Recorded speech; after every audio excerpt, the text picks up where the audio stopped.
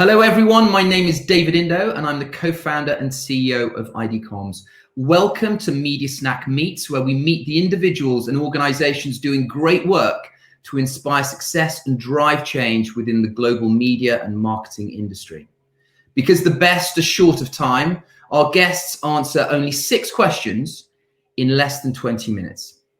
We get to learn what is behind their success, what it takes to make change in the industry, and what the rest of us can hope to learn from that experience. I'm delighted to say that my guest for this episode is Natacha Volpini, Senior Global Media Manager at the Heineken Company, where she oversees the global media agenda and is heading the development of the future media operating model, of which I'm very proud to say that ID Comms supported Natacha on. So, Natacha. Hey guys. Hello, gentlemen. Where are you? There you are. Cheers.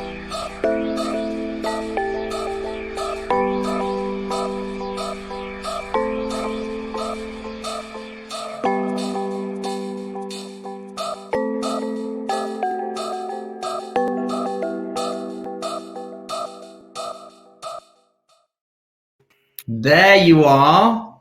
How are you, Natacha? Lovely to see you again. Are you Lovely to see you. Delighted to be here. Thank you so much. Good. Well, thank you for joining us on Media Snack Meets. And I've been really looking forward to our conversation today. So you know the format, 6 questions, 20 minutes or less.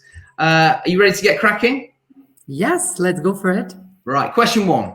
So for those out there that perhaps, don't know the role of a media leader within an organization, can you just share a little bit about what you do and what you do for Heineken, and perhaps 1 or 2 of the things that you're most proud of the work that you've done? Okay, so I'm responsible for I have a global media role in Heineken. I oversee the media investment across the globe.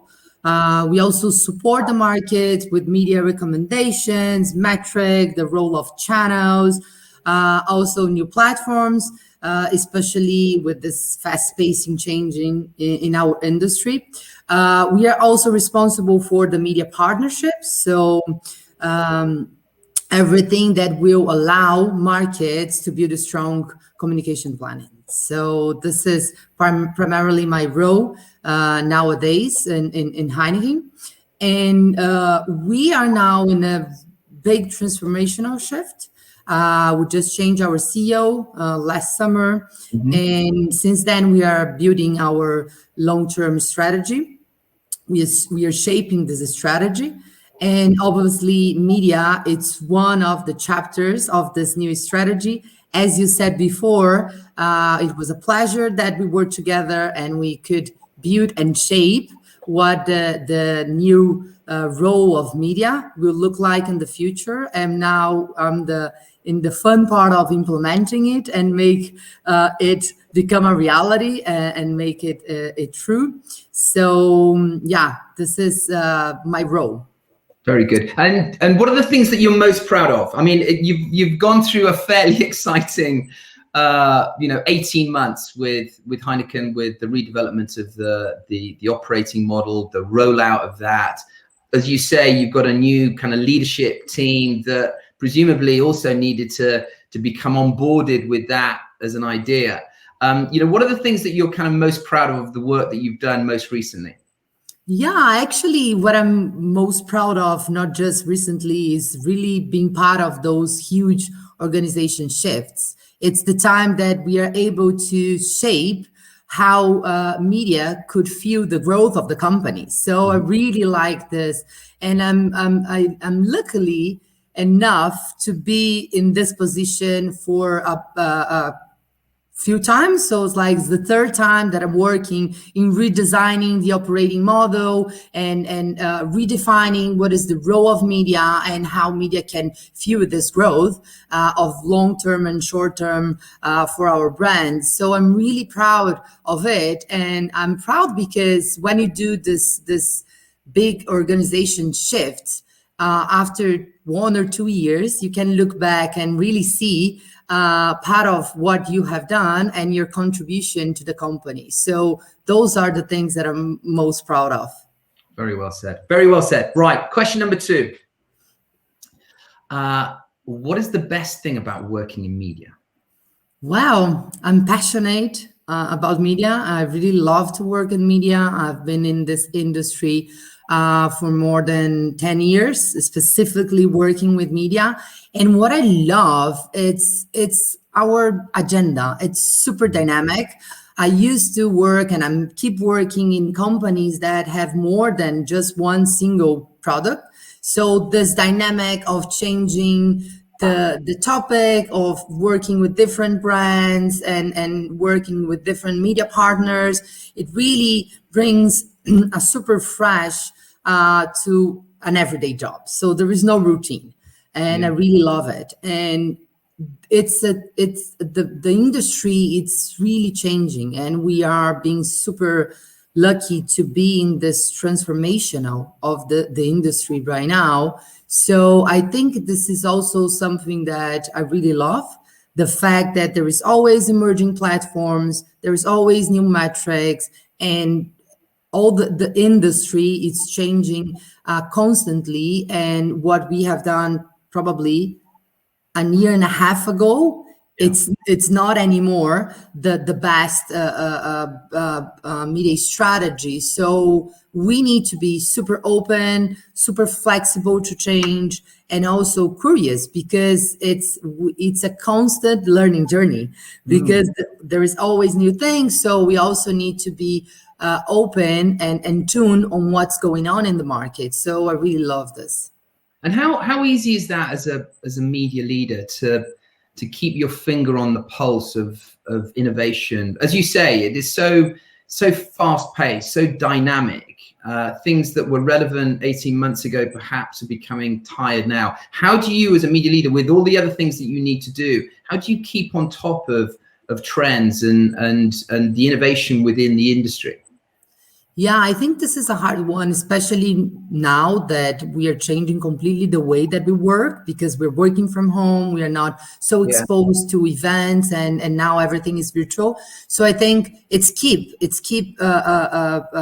being in the industry events, it's keep reading things, articles, and now podcasts, and really be tuned on what is going on, and also be curious to download new platforms in your mobile and go by yourself and talk with teenagers. They're also a very good source of information. I have an 11 years old boy at home, so he's also helping me in this discovery. But I think the industry, it's flourishing right now, and we are now already understanding how is working from home and how is this virtual setup. So I think it's been a bit easier to keep the space going. Yeah, and I think you're right. I think it's that sense of curiosity. All of the great media leaders that I speak to, that I know within the industry, have an innate sense of curiosity about the industry. Not only a passion, but a curiosity. They want to learn. They want to investigate. They want to explore different ways of bringing smart media ideas to their organizations. Very good. Right. Yeah. And I think also, like those WFA, for example, and other associations, it's also super good because can provoke peer-to-peer conversations. Absolutely. And I think it's an amazing way to understand what other companies are doing and how we can evolve as a company, as an organization. Couldn't agree with you more. Question number 3. This is a tricky one, so I think I'd struggle with this. What is the biggest industry challenge? Wow, I think digital, it's a challenge in itself. And it's a constant change-paced environment. And because of it, I think it's a big challenge. I think we as a marketeers, as a media professionals, what we need to do is build strong and strategic media plans to fuel the growth of our brands. And we need to look to the consumer and put the consumer as the first in this process. So consumer journey is crucial to build a strong and good plan. But the industry and the 3 big giants are putting the walls even higher. So the wall gardens are really not helping us to build this omni-channel plans. So I think this is one of the big challenges. And recent changes with the cookieless world and all the data privacy. So the usage of data in advertising is completely changing, and we'll see those changes in the short period, in the short future. And I think we always look for ways to measure what we do, and look ways to prove that what we're doing it's really bringing value to our brands and to our company and fueling this growth. So I think the ability to be more predictive instead of prescriptive, it's probably one of the most key questions that the market have. So, and it's unfortunately becoming harder and harder, because with walled gardens and the cookieless world, it will become even harder to measure, to really understand and compare likes for likes. So I think this is probably the biggest challenge that we have as a media professional right now. Absolutely. But when we will get that right. When we get that right, then the ability to illustrate the value of a media investment rather than simply the price of it is the future. Absolutely right. Excellent. Right. Question number 4. What is the best leadership advice you've perhaps ever received? I think companies are made by people. And what I believe, and I heard it before, is a truly manager is the person that could unleash and really empower the team. So I think it's how you can build a cohesive and stronger team, how you nurture the talents. And once you have a stronger team, you can collaborate with each other and deliver more value to the company. And as a media lead, we know that we have fairly small teams, but we have a big extended team that it's our agencies, our strategic partners. So how you build stronger teams, how you make sure that everybody it's really aligned on what are the objectives, what are the goals of the company, and what is the strategic view, and make sure that everybody is just going towards the same direction. So I think this is probably the best advice that I ever received. It's about people. It's about who are behind the projects, who are behind the work that we need to deliver. So once we have it, once you have strong teams, then I think we can achieve everything that we never imagined. Very good. We can't ever forget that we are a people business, right? Absolutely. I love that. Very good advice. Okay. Question number 5, Natacha. Outside of work, what is your personal passion? My personal passion is my family. I really love to spend time with them. And I also love sports, love nature and love sports. So the way that I really get out of my meeting environment and rewind is the time that I go for a cycle, or I go for a run, or I do yoga. So I think those are the things that really fuels me and really recharge myself for another day. And of course, working for a beer company, I wouldn't say that I really have a pleasure to sit down in a bar with friends and have some fun and a good chat. So I think this is primarily the reason why we exist, is really to bring this joy and good moments between families and friends. Very well said. Okay, last one. What are your hopes for the year, the months, and the year ahead?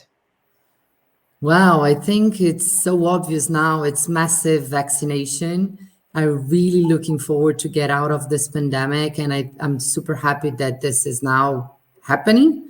As we speak, more and more people are being vaccinated, and I'm really looking forward for the reopening so we can have our life back I think since the pandemic started, we talks about what is the new normality, how is going to be our life, and I think now is the time that we are getting back to our normal lives, if I can say like this. And I think it would be an adaptation period for it in everything, not just in our personal lives and the way that we make business, but also how consumers are reacting to brands. So I think it's a super good learning journey for us, and also to be still very with the pulse to understand how this is going to be and how the consumer behavior is going to be in a few months from now. We saw a lot of increases in TV audiences, for example, when people be able to get out of their homes. We probably see the decrease of it, but we also see a huge spike in online shopping, and I don't think this will get to the numbers that we had prior to the pandemic. So I think as a professional, we also need to adapt to this new reality. So I'm looking forward. Very good. Natacha Volpini, it's been an absolute pleasure and a delight. Thank you very much indeed. Thank you very much. It's a pleasure to be here. Thanks for inviting me, and looking forward for the next sessions. Who would you like to meet on future episodes? Please let us know in the comments below. Subscribe to our channel, where you will also find previous guests, including leading media executives from companies like P&G, L'Oreal, Mars, MasterCard, and many more.